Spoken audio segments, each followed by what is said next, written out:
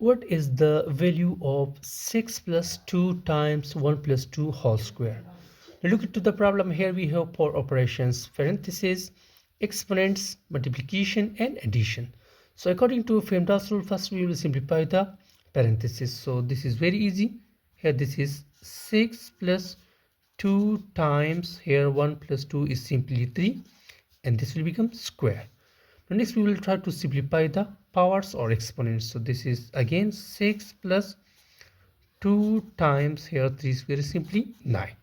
Now here we have two fractions, multiplication and addition. So next we will do the multiplication. So this is 6 plus 2 times 9 is simply, this is 18. And finally we have one operation, that is addition. So 6 plus 18, it gives him about 24. And finally this is our answer. So finally the correct answer and correct value of this expression is 24.